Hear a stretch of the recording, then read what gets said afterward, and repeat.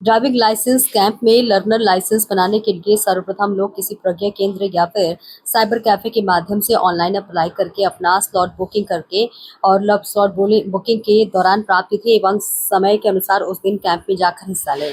देवघर प्रखंड कार्यालय परिसर में शुक्रवार को ड्राइविंग लाइसेंस कैंप का सफल आयोजन किया गया। यह कैंप जिला परिवहन पदाधिकारी विजय कुमार के नेतृत्व में लगाया गया, जिसमें स्थानीय ग्रामीणों ने बढ़ चढ़ कर भाग लिया। आज आयोजित कैंप में कुल प्राप्त आवेदन 70, जिनमें से पास हुए 26 हुए, फेल 16, रिजेक्ट 10 और अनुपस्थित 18 रहे। इसके अलावा लाइसेंस प्रक्रिया के साथ साथ कैंप में मौजूद नागरिकों और ग्रामीणों के लिए एक जागरूकता सत्र भी चलाया गया। जिला परिवहन पदाधिकारी ने लोगों को सड़क सुरक्षा के नियमों का कड़ाई से पालन करने की अपील की। इसके अलावा सड़क दुर्घटनाओं में घायलों की मदद करने वाले गुड सैमरिटन से जुड़े नियमों और सरकार की विभिन्न कल्याणकारी योजनाओं के बारे में विस्तार से जानकारी दी गई। देवघर से अरविंद यादव की रिपोर्ट। मेरा नाम विजय कुमार, जिला परिवहन पदाधिकारी देवघर। और बहुत उत्साहित होकर के आप लोग आए, बहुत अच्छा लगा कि अच्छी खासी संख्या में आप लोग आए हैं। लेकिन कुछ रेस्ट्रिक्शन है कि हमारे पास में एक दिन में 70 लोगों का हम लोग टेस्ट ले सकते हैं, और 70 के बाद जो लोग होते हैं उनको फिर अगला ऑप्शन दिया जाता है कि आप अगले डेट पर जो अपना स्लॉट बुक करा लीजिए, क्योंकि प्राइमरी काम है आपका स्लॉट बुक कराना। तो आप स्वयं से भी कर सकते हैं, अपना डॉक्यूमेंट्स अगर आप अपलोड कर लेते हैं तो आपको जो एक सर्टिफिकेट मिलता है वो आपका स्लॉट बुकिंग का, कि आपको दिनांक कितना तारीख को इतने बजे से इतने बजे के बीच में आपको स्लॉट बुक आपका हुआ है। उस दिन में जो है आप परिवहन का कार्यालय चले जाइए। अब वहाँ जा कर के एक आपका जो आप लोगों ने टेस्ट दिया होगा, आपने देखा होगा, जो ऑनलाइन टेस्ट होता है, इसमें 5 सवाल पूछे जाते हैं, जिसमें से सभी का जवाब देना पड़ता है।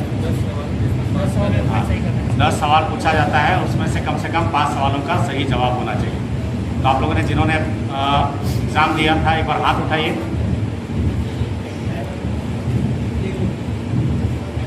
ठीक है, और कितने लोग पास किए? जितने लोग पास किए खाली वही हाथ उठाइए। चलिए, बहुत बहुत बधाई हो आप लोग को।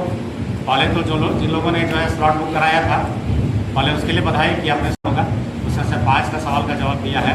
आप बताइए कि सवाल जो था क्या बहुत कठिन सवाल था क्या? बहुत आसान सवाल था। और बहुत आसान सवाल इसलिए रखा जाता है कि आप थोड़ा बहुत जानिए, कम से कम जो है कि सड़क में चलने के लिए आपको क्या क्या जानना जरूरी है। बहुत साधारण सवाल होता है, और ये सवाल का अगर आप जवाब नहीं दे पाते हैं, जिससे मतलब है कि आप वाहन लेकर के सड़क में उतरने के काबिल नहीं। ठीक है, तो ये आपको सबसे पहले थोड़ी पढ़ाई करनी पड़ेगी। इंटरनेट में बहुत सारी मटेरियल उपलब्ध है, बुक्स वगैरह भी मिलता है, बहुत सारा देखिएगा, साइनेज वगैरह सड़क में बना हुआ रहता है। उस साइनेज को जरूर देखिए जब आप सड़क पर चलते हैं कि वो साइनेज का मतलब क्या है। अगर उस साइनेज का मतलब आप नहीं समझिएगा तो आप गलत तरीके से सड़क पर चलाइएगा वाहन, उससे दुर्घटना का शिकार होइएगा। तो आप लाइसेंस ले लेना इम्पोर्टेंट नहीं है, सड़क में जो आप चलते हैं वो ज़्यादा इंपॉर्टेंट है कि आप किस तरह से चल रहे हैं, कितना आप अपने आप को सुरक्षित रख रहे हैं, और बाकी जो सड़क में चल रहे हैं उनको आप कितना सुरक्षित रख पा रहे हैं। ये 2 इम्पॉर्टेंट चीज़ है। अपने भी जान का जो है सलामती रखना है, साथ में जो सड़क में दूसरे लोग चल रहे हैं उनकी भी जान की सलामती रखनी है। ठीक है, आप एक चीज़ हमको बताइए कि सड़क में चलने का सबसे पहला अधिकार किसको होता है? कोई एक जन बताइए। सड़क बना हुआ है तो सड़क में चलने का सबसे पहला अधिकार किसका है? हम ऑप्शन दे देते हैं आपका, ट्रक वाले का, बस वाले का, कार वाले का, बाइक वाले का, या पैदल चलने वाले का।